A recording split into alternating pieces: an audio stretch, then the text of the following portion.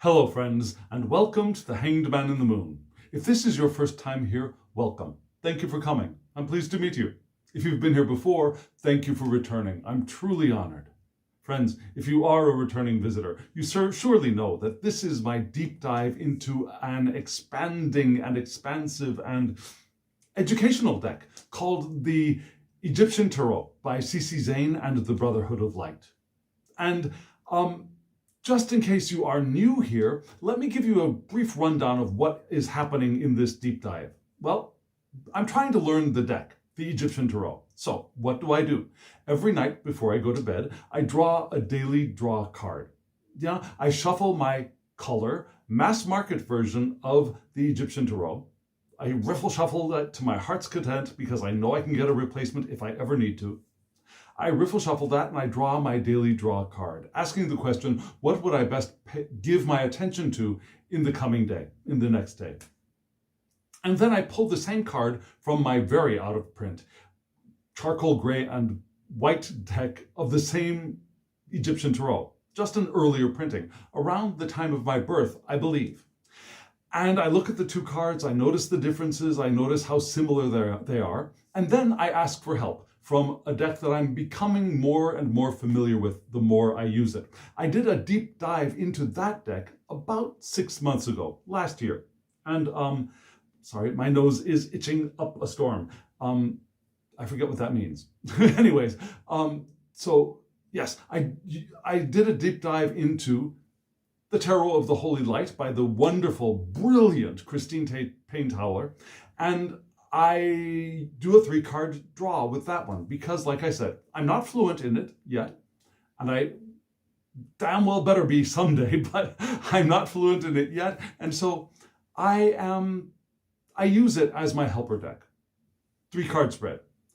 First card is the significance of the daily draw card for me for the following day. The second card is the challenge of that card for me, and that could be a positive challenge or a negative challenge. And the third card is advice. Yeah, significance, challenge, advice. And I prefer challenge to obstacle because obstacle generally is 99.99999% negative. But challenge can be both, right? Challenge can be something to strive for, something to reach for, something to try to aim towards. Or it could also be that obstacle idea of challenge, something that stands in our way, something that is challenging in a more negative sense. So those are my significances for the 3 places of the 3-card spread.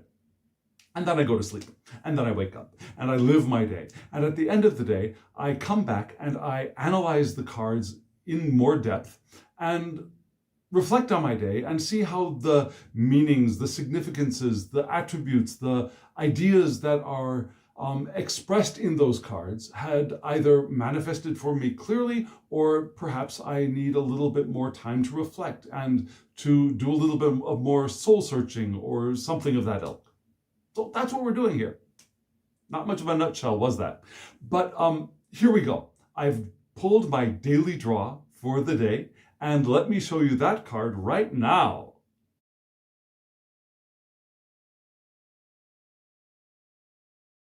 You just saw that I was given, I was bequeathed, I was gifted the 6 of Wands for today for me.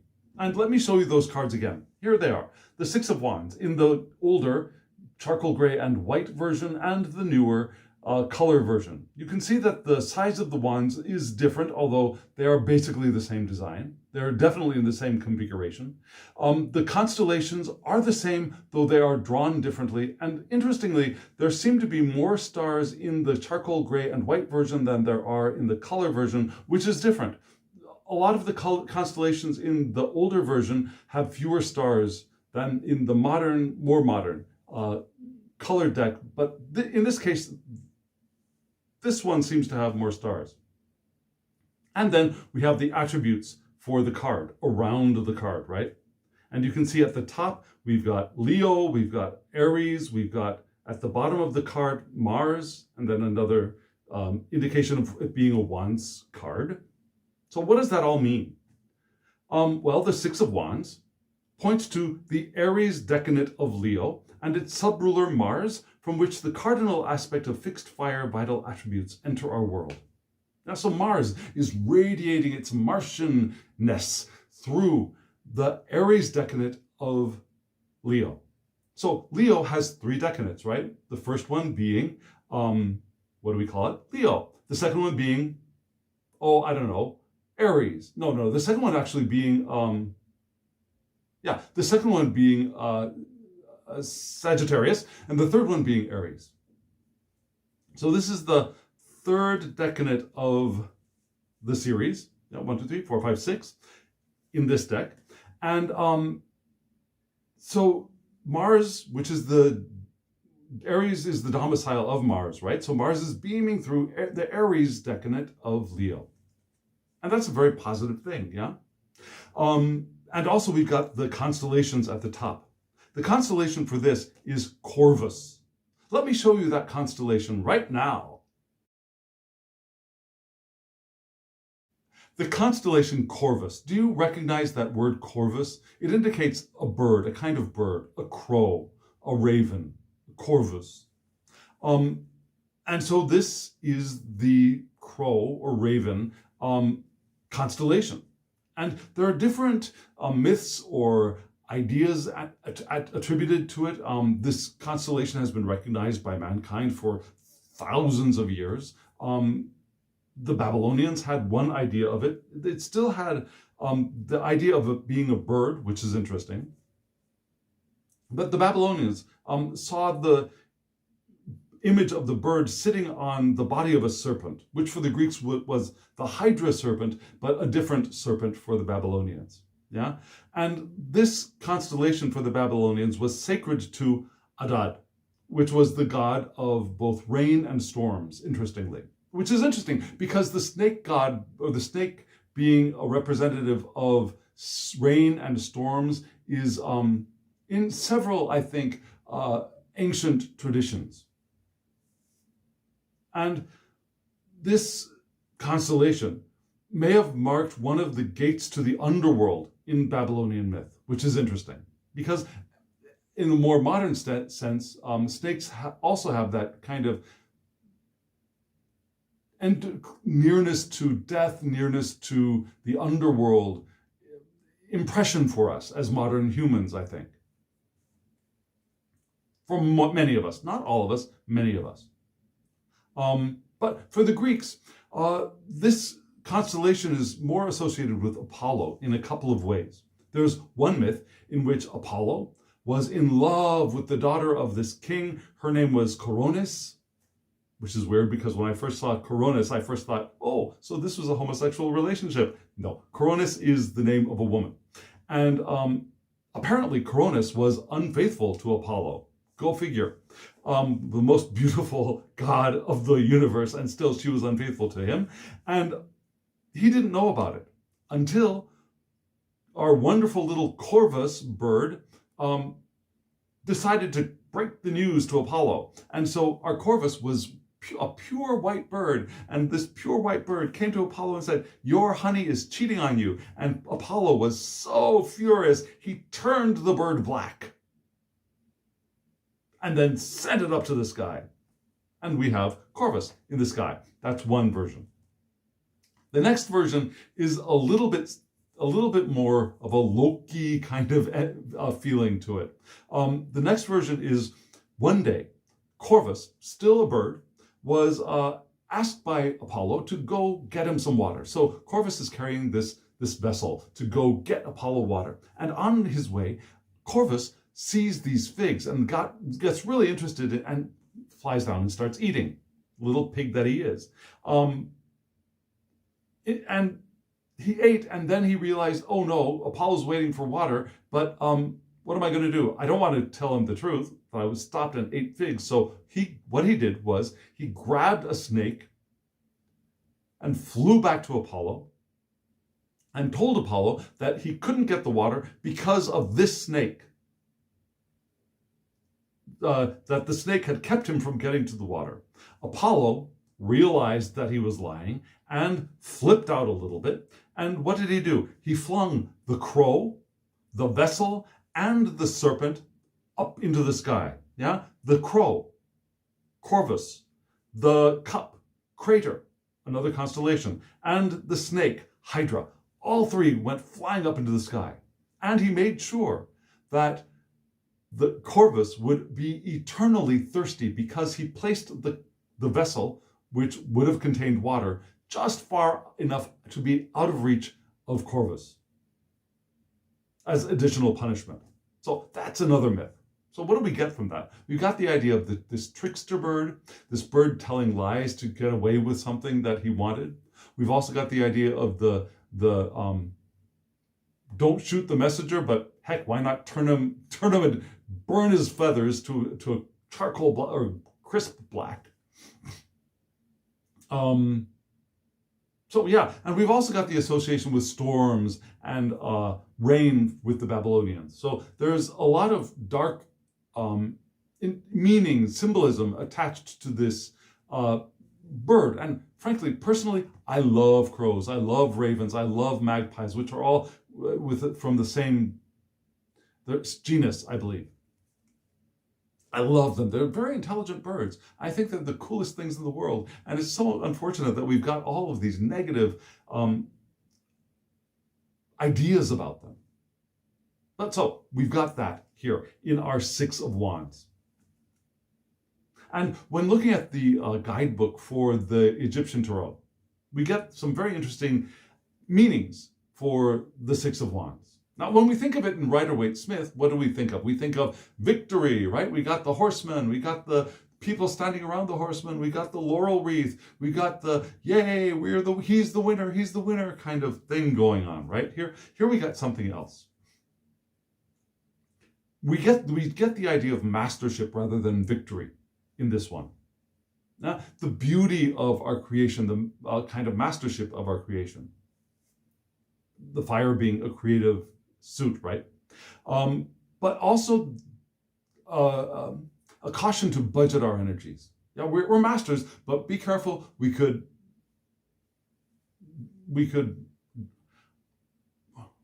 lose too much energy by doing too many things.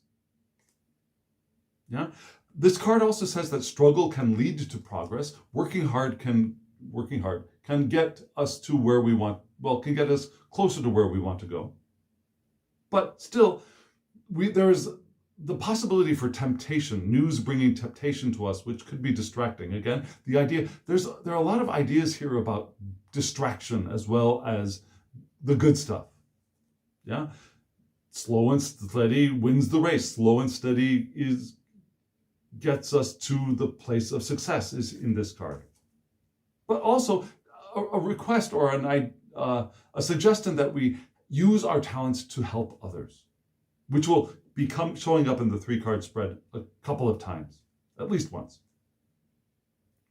There may be delays in matters of the heart, according to this, possibly because we're so focused on work, or because we're a little bit distracted from, or because love and relationships could be one of those distractions that we want to not stay away from, but not want to allow to distract us. Boy, does that not make sense. Now, the delays could be because that relational, that affectional situation could be one of those distractions.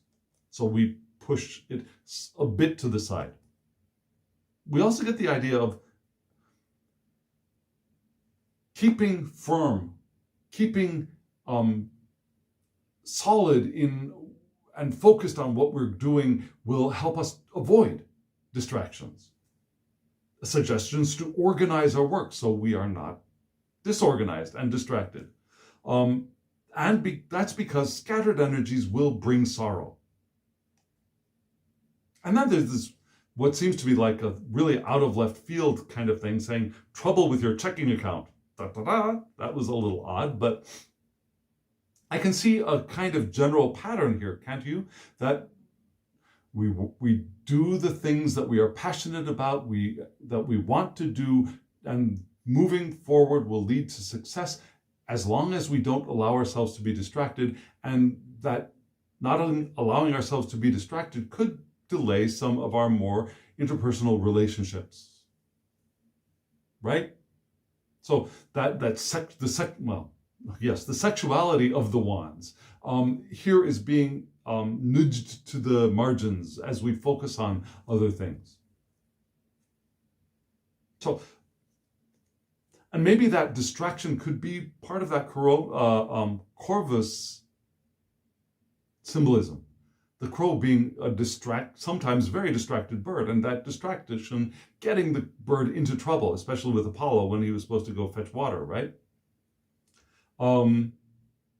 Yeah, that's the ticket. So that was the general the thing that I want to pay attention to during the day for me, according to this card. And again, we have that Martian energy pouring through Aries in Leo. We've got the Leo, the playful one, the one who wants to be generous to everybody and show his affection or her affection or their affection, and have a good time and give attention because we enjoy the reciprocal attention as well. And Mars through Aries is like, let's move, let's get things done, let's get things accomplished. Hearts, move, go, right? So that could kind of disrupt Leo a little bit, but still, we're here in the fullness, almost the fullness of Leo. Almost the fullness of Leo. We'll get to the fullness of Leo in just a second, because I've got 3 cards that I mentioned that are going to help me unpack this card from the Tarot of the Holy Light. Let me show you those cards right now.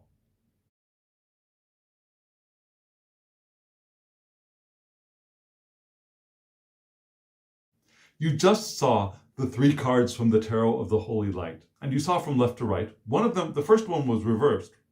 It was the Page of Wands. We got a lot of wands flowing into my life today. We got the Page of Wands reversed. Then we got another 6 of Wands, but different, upright. And then we got the Page of Discs, upright. So 1 reversed, 2 upright. And that is because when I use this deck, the Tarot of the Holy Light, every time I riffle shuffle it, and yes, I riffle shuffle it, every time I riffle shuffle it, I split it in half, I turn half of it around, so half of it is now upside down, and I riffle shuffle. And then I split, I turn half around, riffle shuffle. So having only 1 card being reversed is interesting. Sometimes all 3 can come up reverse. Sometimes all 3 can come up upright. The first card being reversed is a little bit significant. Yeah, so that means that there is a little bit of a pay attention-ness, a call to pay attention when thinking of the 6 of Wands in the Egyptian Tarot, because this card in reverse is helping me to more specifically unpack this card for this day. And so let me show you the beautiful Page of Wands. We've seen him before. We've got this beautiful, not so young page standing out there with fire of the sun and the moon, the non-fire of the moon. We got actually fire in the background. The page has a large staff at his side. It's a very male-presenting blonde figure, right? We got wings on this being. We've got an alchemical symbol in the hands. We've got a moon on the top of the head, right? And wings. This page got wings. It's a beautiful, beautiful card upright. It's also a beautiful, beautiful card reversed. And it's the association for this card is spring. So we've got that beginning of a new cycle here in this card, upright and reversed. So here it is reversed. And what does this tell us? Well, all of the pages in the Tarot of the Holy Light are servants to the queens, which is a very specific thing to this deck, I believe. So we've got the page being the servant of the Queen of Wands, the fiery, passionate leader of the deck. So the Page of Wands is a servant to the Queen of Wands and poses as a humble servant, poses as a servant of modest wealth and modest stature in society. Yeah? And this in reverse, when this card is reversed, we get the understanding that this humble guise can get him into trouble, especially when he's far away from home, which is interesting because right now I'm far away from home. And so maybe I want to be a little bit careful around this. This is telling me to just be a little bit more careful because I'm away from perhaps my support and my people or whatever that is. So in reverse, the page wants to keep their own counsel, watch their back, cover their tracks, not be so out there and so ostentatiously present, which is something that I don't really do very well, especially these days. I'm a little bit present here in the camp, but I don't know. Well, okay, we'll move on from there. But just because this page wants to be careful about whose feathers he's ruffling or how visible he's making him or her or themselves, he has the power. He, she, they have the power. The page has the power to interfere with those who think they're in control. For the powers that be that think they're in control, because this page has the deets. Is that the right way to use that word? This page has all of the secrets, has all of the knowledge. This page has been confided to for many, many times. And so this page can throw monkey wrenches in so many systems that this page has a lot of influence to disrupt, especially. He can interfere, they can interfere with them because he knows too much. And yet, this page prefers to keep outside of conventional systems, which kind of is me in a lot of ways. Really, even especially here on TarotTube, I stay away from very conventional things, don't I? Not deliberately, but because that's where this is the thing that I'm drawn to. I'm not drawn to VRs very much. I'm not drawn to picking decks and saying, this is my happy deck, and this is, I'm not dissing anybody who does that, really. But it doesn't make sense for me the way I see my library of tarot. I don't think of my decks as the one that fills this spot in my life, or the one that matches this season, or the one that matches. It doesn't work in here that way. So I don't fit into the model of a lot of TarotTube. And so this page is a little bit me in reverse. And still, this page cannot be predicted and is difficult to be defended against because this page is unpredictable and stays outside of the center of attention and stays outside of the normal roles and rituals of society.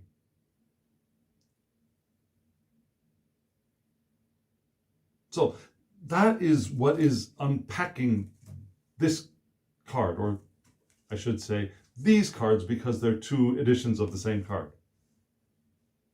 So yeah, and still this page can use their talents to help others, right? This page still has mastership, though they want to be careful, and perhaps be careful of distractions too, right? And so we have the page, and then we move directly to, as a challenge, the Six of Wands. And here we have it's an upright card. We have the Six of Wands. You notice that we have the raptor, which reminds me of the crow, the raven from the constellation on the first Six of Wands. And in this Six of Wands, in the Tarot of the Holy Light, we have the Leo decanate of Leo, right? With the astrological light being the sun.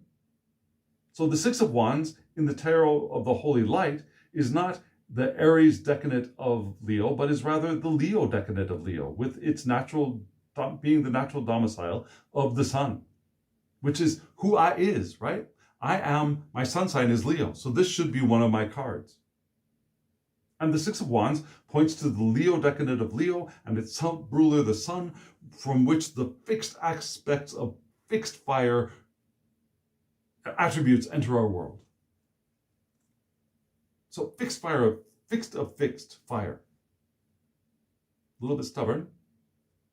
SME, a little bit stubborn, a little bit, but still very passionate and creative and generous and radiating, expecting nothing more than praise and adoration in return. Right? And the guidebook for the Tarot of the Holy Light. Let's look at the card first. We got a beautiful card, right? We have the lion and the raptor together. We've got the planets around them. Beautiful deck, beautiful card. We've got the eyes of the divine above and below. And 2, 4, 6, 8 discs here. We've got the 6 wands below, standing up. Do the lion and the raptor look like they're fighting? Do they look like they're dancing? Do they look like they're just neenering each other? What do you think? It looks like a dance to me. It looks like they're very happily engaging with one another. Playful, perhaps interested. Very regal beasts, right? Lovely card. So, what does it mean? Well, according to the guidebook, the guidebook reminds us, I should say, that the 6 is the heart of the suit. The 6 is also the heart of the tree of life. That is Tiferet, which is the heart of the tree of life. And it's on the center path from Malkuth back up to... Suddenly it's gone. What is the first Sephiroth? It is Keter. Yes, it is Keter. Okay, so it's right there in the middle. It's the heart. Here we have the sun in the heart. So this is the path to self-development, and this path leads through service. That our self-development is guided by and is supported by our service to others. We benefit from serving others through the heart. Not as a manipulative kind of thing, not as I'll help you if I get, but rather our opening to serving other is our path to self-development. And because that's where we begin, I see this card in the challenge spot as being the most positive sense of challenge. Something to reach for, something to strive for, something to aim to evolve into. Opening myself to service, and as a result, recognizing that I am on my path of self-development. And this card reminds us that, yes, we are in a world of free will. But we self-limit ourselves with our established social norms, with our peer pressure, with family expectations, etc., etc. We limit ourselves in many, many ways. And some people recognize that and say, well, screw that. I'm going to bust out and live my free life all on my own, without paying attention to what anybody thinks about me. I'm going to break out and break free and break loose. And there's some of that is beneficial for us. If we are really constrained and bound, liberation is part of our development. However, some people do it with such abandon that we leave everybody else behind or outside. And that's not beneficial, because we are here as co-creators. Every one of our manifestations is a co-creative act. Do you know that? Do you recognize that? We do not do this thing alone as beings in this physical universe. We don't do it alone as beings in the non-physical universe either. It's all a collective. From the monad, from the first being that began dividing itself into all of this amazing beauty of the physical universe. So because it is a co-creative event anyway, trying to run from that is fruitless. It's pointless. It has no meaning. And carried to an extreme, it becomes a detriment. So this card reminds us that it is always beneficial for all of us to foster the talents of those around us. Because that's part of, as we uplift others, we lift ourselves up. And then here we get that idea of victory, right? Except it's not the individual victory, it's our victory. And as I raise the talents and recognize victory, support victory of those around me, I am also, as a consequence, uplifted and victorious as well. That makes sense, right? So coming from this, and I mentioned that idea of service as being a key thing here. We spoke about service in the first Six of Wands. Where was it? Sorrow, disorganized, organized, delays, using talents to help others in this card. So here we have a similar idea of uplift others and their talents, which is a really cool thing to do, right? And something to aim for, something to strive for as beings on our paths of self-development, of self-actualization, of individuation. And so the advice for me was the Page of Discs. And while I am less disturbed by the face on this card now, I still find the mouth disturbing. I'm sorry. That's one thing that may never change. I don't know. Maybe it will. But this is a beautiful card. We see at the page's feet the dragon-like thing, which is seems to be in very good relationship with the page, reminding me a little bit of this page having the potential of the Fool. Now we've got the beast and the human figure there in relationship. Reminds me of the Fool sometimes. Our page has beautiful wings. Our page is holding a drum, marching to the beat of their own drum in a sense. We got the sun in the morning and the moon at night right there in the corners. And this page for us is winter. Yeah, the Page of Wands was spring. This is winter. So the advice is to be wintry in a way, which is part of that. Keep your own counsel a little bit, perhaps, in the Page of Wands. So what does the Page of Discs, indicating winter, upright, mean for us? This card sometimes comes up for me in reverse, but it's upright today. So this page is winter solstice. It's the end of the dark and the beginnings of the return of the light. The dark has passed and the light is a-coming. He brings closure to the year that has gone, he brings closure to the past, and carries the seeds of opportunity for the next.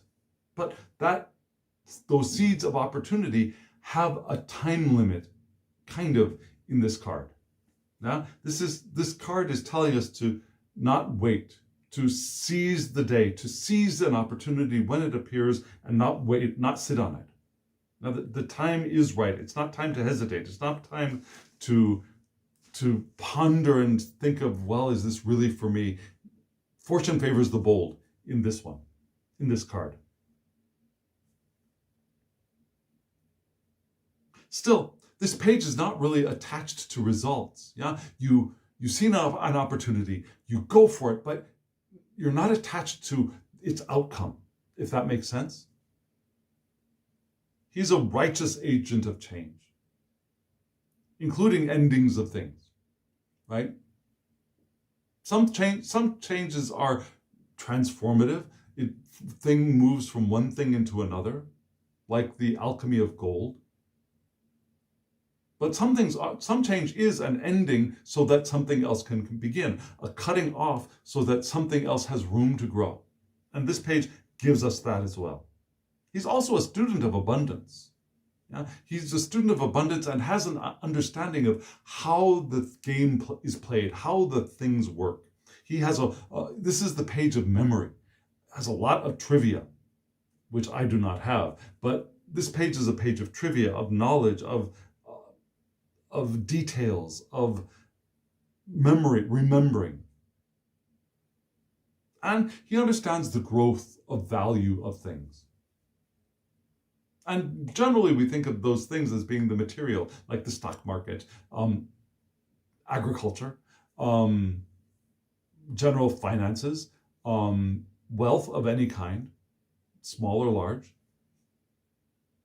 But I think there are other ways that we can see the abundance of this card. Now, it could be an abundance of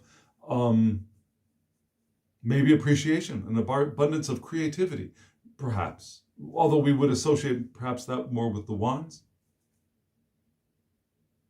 But yeah, this is all of the cards in that deck, in this deck, the Tarot of the Holy Light, are beautiful, amazing, and ask for introspection and extrospection. Yeah, looking deep within the image of the card as well. So let me tell you what my day has been like. I got up in the morning. I had my last classes with my students for the winter camp today. The camp is not over. Tomorrow we have a whole day of other events that the students are going to be participating in, and I'm going to be doing crowd control in the morning. I'm going to be doing some cleanup in the evening, and then the next day in the morning we have our closing ceremony, and it's bye-bye. So it's not the end of the camp. There's still like a day and a half left, but as far as classes go, my last classes were today, and I had the students tell their stories that were based on tarot cards, which was really interesting. Especially the first class really got into it, and their stories were really good. The second two classes were hit and miss. Yeah, some students really got into it, and their stories were good, pretty clear, and some students wanted to be cute, wanted to be funny. And so rather than really paying deep attention to what they were looking at, they were trying to think of clever names and funny things that would entertain themselves and other people. And 100% of the time, those students, their stories failed. Because it was all about these weird, intricate, funny, what they thought of as funny names, but none of the students really understood. The story had very little information to it, and it was confusing. But the ones who really did get into it, I saw some really interesting ideas coming out, looking at 5 tarot cards and trying to create a story from these children who had never seen tarot cards. And so I guess I was there, fostering their talents, uplifting them when I could, and not getting attached to the results of as much as I could when the students weren't on board completely. I did some cleanup. And I also got some information that I'm not really sure what to do with or how much of it to believe. I got some information about a person that I have been very attracted to in the past, and was entirely sure that was not, it was a different kind of relationship that was possible. Yeah, the only relationship that would be possible with this person was a friendship, because of who that person is. And now I suddenly got this interesting information that maybe my understanding of who that person is not, I didn't have the full picture. And maybe there is something else that is potential there. And so there's like these interesting things so what did I say just a little while ago? News brings temptation, maybe. Delays in affectional matters, so I don't want to leap on this. But the Page of Wands in reverse does know a lot of this information because people confide in him, them. And so maybe that's also part of that for me. I don't know. Maybe. We'll see. We'll have to see. It would be interesting if, the life of a single male, right? Anyways, so that was kind of my day. And so I'm here doing this. I cleaned up my office. I tried to stay focused during the day, knowing those warnings of those cautionary notes of, not so much warnings, cautionary notes of distractions being potential, and those distractions and disorganization could lead to more difficulty for me, I guess. So I tried to steer clear of that, and I think I was successful.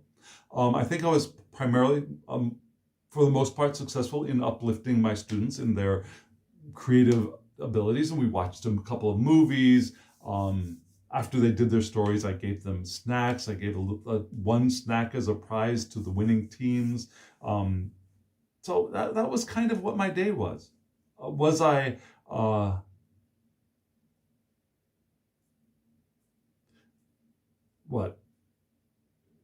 being of service to others? I think I was doing my Leo of Leo, I think. I think I was also doing my Aries of Leo, I think. So yeah, that was my day. And I think the cards gave me a good sense of ways to flow through the day. And just as a side note, my charm for the day was the Ace of Cups. So all these things are interesting, right?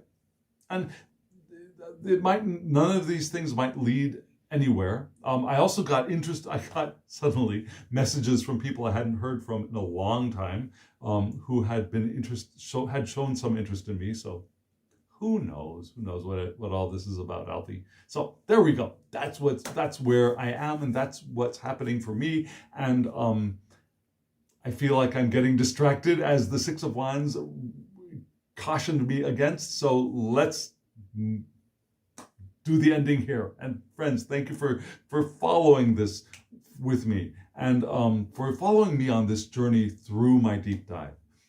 If you are still here, hit that thumbs up button so that YouTube knows that you got something out of this, and other people might get something out of it as well. It draws eyes to the channel, as they say. Subscribe if you haven't subscribed, and hit the alarm bell so you get notifications of when I upload videos. I'm doing one a day. I'm trying my best to do one a day until the new moon in February, and then I'll go back to my old schedule. And comment below. I'd love to hear from you. What do you think? Do you use the Tarot of the Holy Light? Do you use the Egyptian Tarot? Are you thinking of using them? If so, why? If you feel uneasy about either of them, I'd like to know why. Because they're different. They are different systems, and that's why I'm spending the time to do these deep dives into them. And someday I'll be ready for a deep dive into maybe an Atea or a Papas deck. Just a teaser. So let me know what you think. Should I do a Papas deep dive sometime next in the future? What do you think? And if you want a reading from me, my email address is below in the description box. thehangedmaninthemoon@gmail.com. Send me an email and we'll get you a reading. If you want these decks, there are links in the description box below. Yeah, there's a link to the site for the wonderful Tarot of the Holy Light. I highly recommend this deck with the guidebook. Get the guidebook with it because it helps a heck of a lot. There are 2 guidebooks actually, but at least get the main one. If you don't find yourself able to get both, at least get the main one. And it's clear which one is that. And also, if you want the color version of the Egyptian Tarot, there's an Amazon link below. I don't get any money if you use it. It's just there for your convenience. And I recommend this deck too, of course, because I'm spending a lot of time with it, and there's a reason for that. So friends, here we are. Thank you very much for being here. And as always, I wish you love, joy, well-being, and pure awareness. Thank you.